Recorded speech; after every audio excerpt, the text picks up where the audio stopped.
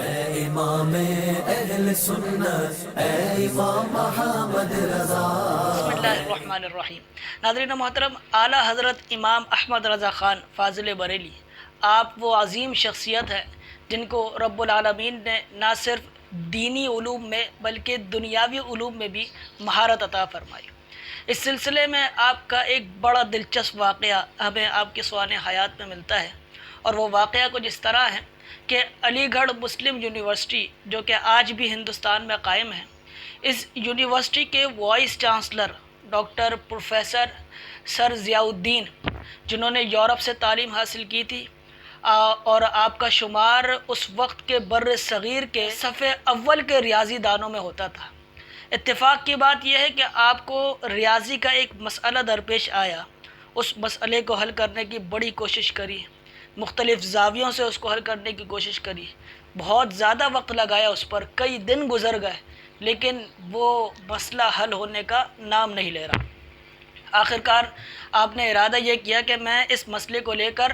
جرمنی جاؤں گا، وہاں کے اساتذہ کے سامنے جب یہ مسئلہ رکھوں گا تو یقینی سی بات ہے میرا مسئلہ حل ہو جائے گا۔ اسی اثناء میں جناب مولانا سلیمان اشرف قادری رضوی، جو کہ اسی یونیورسٹی کے شعبہ دینیات کے ناظم تھے، ان کو جب یہ اطلاع ملتی ہے کہ پروفیسر صاحب اپنے مسئلے کے حل کے لیے جرمنی جا رہے ہیں، تو وہ فوراً آپ کے پاس آ جاتے ہیں اور عرض کرتے ہیں کہ آپ جرمنی جائیں گے اتنا طویل سفر کر کر، اتنا وقت لگا کر،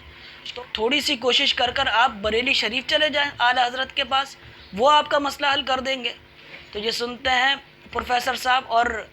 حیرت میں مبتلا ہو کر کہتے ہیں کہ جناب یہ کوئی دینی مسئلہ نہیں ہے، یہ ریاضی کا بڑا اہم ترین مسئلہ ہے، اور میں ایک ایسے شخص کے پاس چلا جاؤں جس نے آج تک کالج یا یونیورسٹی کی شکل تک نہیں دیکھی۔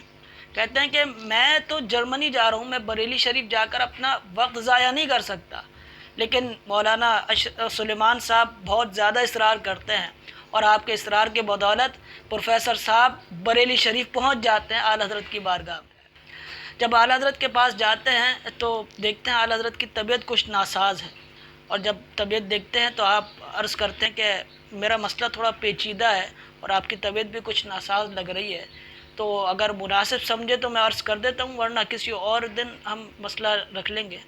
لیکن اعلیٰ حضرت کہتے ہیں کہ آپ اپنا مسئلہ بتائیے، مسئلہ کیا ہے؟ تو جب اعلیٰ حضرت کی بارگاہ میں وہ مسئلہ پیش کرتے ہیں، جس مسئلے کو حل کرنے کے سلسلے میں کئی ایام لگ گئے، بہت زیادہ وقت صرف کیا، مختلف زاویوں سے اس مسئلے کو حل کرنے کی کوشش کری، لیکن وہ مسئلہ حل نہیں ہو رہا تھا۔ لیکن جب اعلیٰ حضرت کی بارگاہ میں وہ مسئلہ رکھا تو اعلیٰ حضرت نے فوراً جواب دے دیا، اور ایسا جواب دیا کہ پروفیسر صاحب سکتے میں آ گئے، اور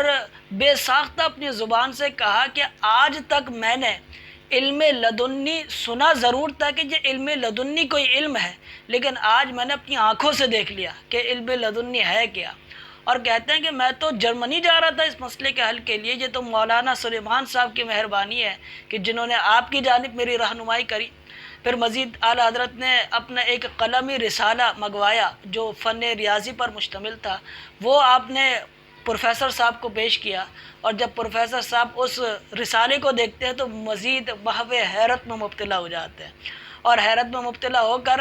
آپ کہتے ہیں کہ یہ ریاضی کا وہ علم جس کے لیے میں نے کئی ممالک کا سفر کیا، کتنے اساتذہ کی جوتیاں سیدھی کرتے ہوئے میری زندگی گزر گئی، لیکن میں آج اس نتیجے پر پہنچا کہ میں آپ کے سامنے اس فن میں محض ایک طفل مکتب کی حیثیت رکھتا ہوں، محض ایک ناتجربہ کار شاگرد کی حیثیت رکھتا ہوں۔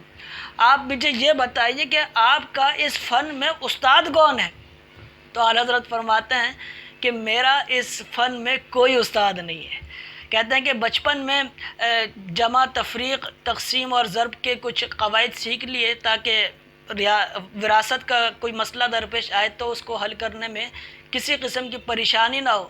اور پھر مزید میں اس فن کو سیکھ رہا تھا، لیکن پھر والد صاحب نے کہا کہ احمد رضا تم کن علوم میں اپنا وقت صرف کر رہے ہو، یہ علوم تو تمہیں دربار رسالت صلی اللہ علیہ وسلم سے ویسے ہی مل جائیں گے۔ تو اعلیٰ حضرت کہتے ہیں کہ جو کچھ آپ میرے اندر ملاحظہ کر رہے ہیں یہ سب سرکار علیہ الصلوۃ والسلام کا کرم ہے، سبحان اللہ۔ ناظرین محترم، اس واقعے کا پروفیسر صاحب پر اتنا اثر ہوا اور اعلیٰ حضرت کے علمی جلالت نے اتنا متاثر کیا کہ اس واقعے کے بعد آپ صوم و صلات کے بھی پابند ہو گئے اور اپنے چہرے پر داڑھی مبارک بھی سجا لی۔ سبحان اللہ۔ ناظرین محترم، پتہ یہ چلا امام اہل سنت وہ عظیم شخصیت ہیں کہ جنہیں رب العالمین نے نہ صرف دینی علوم میں بلکہ دنیاوی علوم میں بھی بھرپور دسترس عطا فرمائی، اور ایسی دسترس عطا فرمائی کہ آپ کے سامنے اس فن کے ماہرین بھی سر جھکائے ہوئے نظر آتے ہیں۔ آخر میں امام اہل سنت کا ہی وہ شعر یاد آ رہا ہے کہ امام فرماتے ہیں کہ یہی کہتی ہے بلبل باغ جنا کہ رضا کی طرح کوئی سحر بیاں نہیں ہند میں واصف شاہ ہدا، مجھے شوقی طبع رضا کی قسم۔ وآخر دعوانا الحمدللہ رب العالمین۔ دل کا ضلالت کا تھا جس دم ہند میں زور، باطل کا ضلالت کا تھا جس دم ہند میں تو مجدد بن کے آیا اے امام محمد۔